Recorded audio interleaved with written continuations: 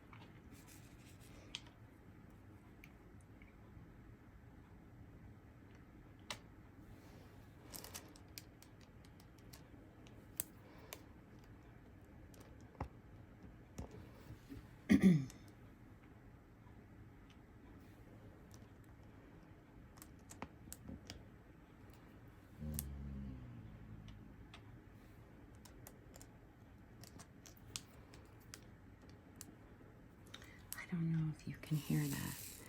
I'm really looking forward to when I hook up the mic. I'm gonna look for the piece, but I'm probably just gonna have to buy another piece of equipment to make the mic work.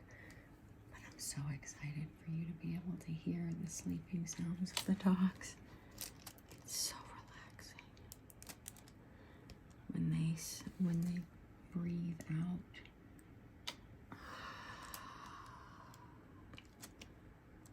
I can't help but follow along.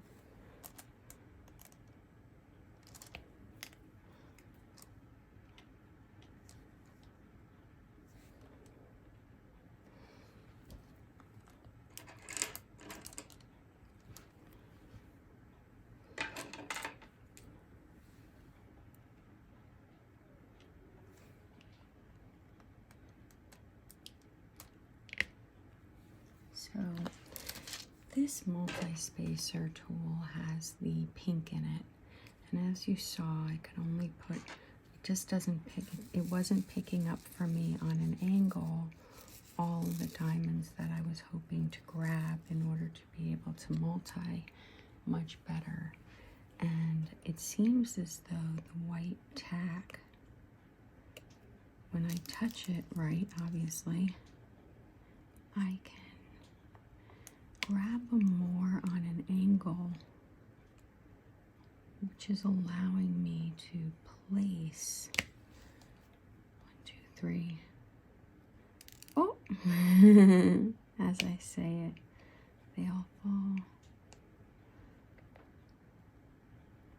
I really like, I'm gonna see if I can find that video that explained, although you can watch it here, but I still would like to link to the person that I watched on YouTube that showed how she, or he, I don't even remember, grabs the not on top, grabs the diamonds not on top, but on the side. Oh, all right, that was the worst. Look at that. And that shows the ease of fixing. It's a little, so the bottom right rung is not going to get done in this square. But that's okay, it doesn't need to. Maybe it will.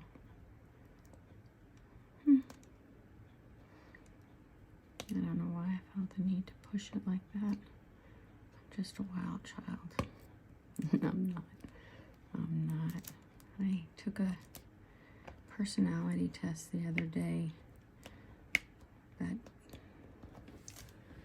Jordon Peterson one. I'm politics. I'm not thinking about it from a political standpoint. I do trust the, oh, let's grab some more. I get so afraid now that I lost so many.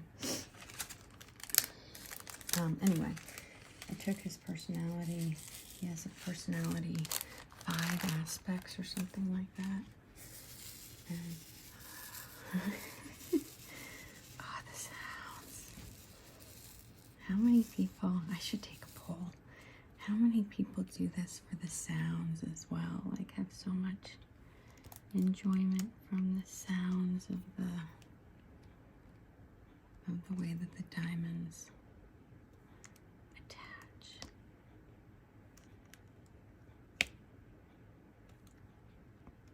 Yeah, that was a gift to you.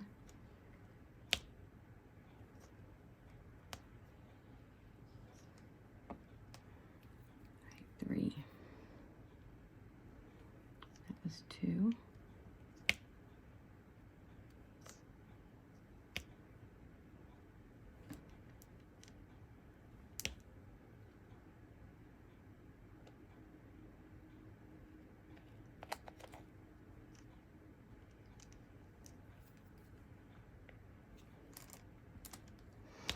Anyway, I took that personality test, and on the enthusiasm scale, I was, I think, in the 98th percentile.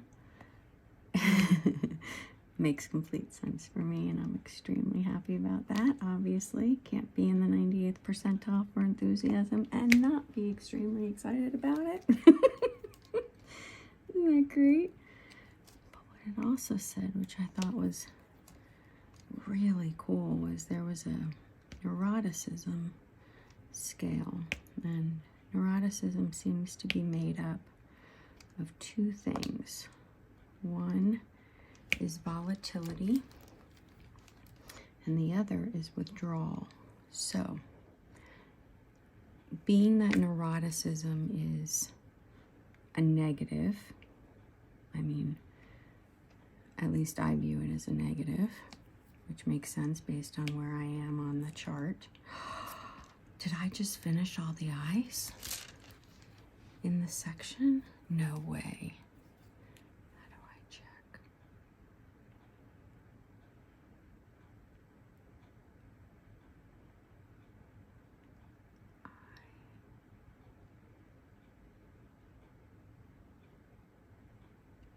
Oh my goodness, I think I did all the eyes in the section, and then, so I keep my eye right here, so I only am seeing that which I'm opening up my eyes to. Where does an eye for that section? That's pretty cool. So now,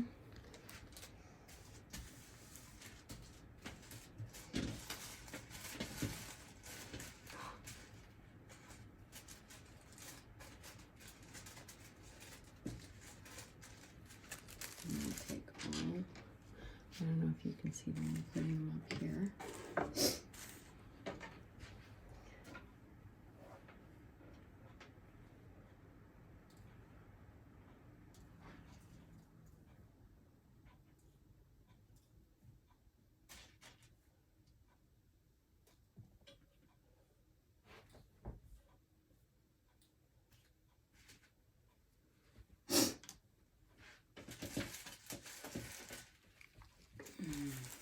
Okay, those are already open, so I might as well.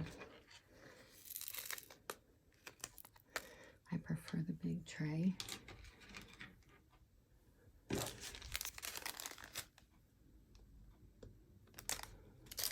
Anyway, I'll fill you in on, so the neuroticism, oh, whoa, that's, I'll lose way too many if I, took that over. Yeah, I'm still a little traumatized from dropping all those beads on the floor. So this is F. Put my finger there. Shake it up. Take my singles first. So on the neuroticism scale, as I said, you've got volatility. You know, he explained the report. It's not just him, but oh, I got rid of that F. Anyway, volatility, that's easy. I believe the 7th percentile. So out of a room of 100 people, 93 of them are more volatile than me. I have a better control for my emotions. I tend to piss people off because when they are losing it and just absolutely freaking out, I have the ability to stay quite calm and talk about whatever the situation is calmly, and it really, 93 people out of 100 in a room would be possibly frustrated with my ability to not blow up. So volatility, I'm like 7th percentile for volatility. And then the next part of neuroticism is withdrawal. How quickly, you know, can you stick it out, right? So if we had 100 people that, do you remember those contests? I don't know. I'd like to hear feedback. I'm not sure if this is aging myself or not, but there used to be contests when I was growing up where if you wanted a car, you had to go to the dealership. And some of the dealerships had this thing where if you put your hand on the car for a certain amount of time, it was a contest, you would get the car. And if there were 100 people that wanted that car and put their hand on the car, 80 people are going to drop out before than me. I'm going to stick it out more than 80 people, and 19 people are going to beat me. I'm going to have had enough. I'm going to say, all right. And I will withdraw after that. So I think I'm in the 18th percentile, something like that. My neuroticism level is extremely low. I don't know if they said extremely low or just low, but very low. And that 7% volatility, 19 or 18 or 17% withdrawal. Oh, that one I did upside down. I was able to flip it. That was nice. And so it's interesting now that I have that information. I'm starting to look at certain things that I do and think, you know what, Jen? You don't need to stick it out so much. You can be a little bit quicker at taking your hand off of the car, because it's not like you're going to be the one that wins the car. So why don't you, instead of pushing yourself to the absolute limit, give yourself a little bit less than your limit. I used to talk about this with my best friend. She'd always say, well, I'm pushing through. I said, you know what? Why don't you not push through 100% so you have a little bit left in your reserves to actually be able to give back to yourself?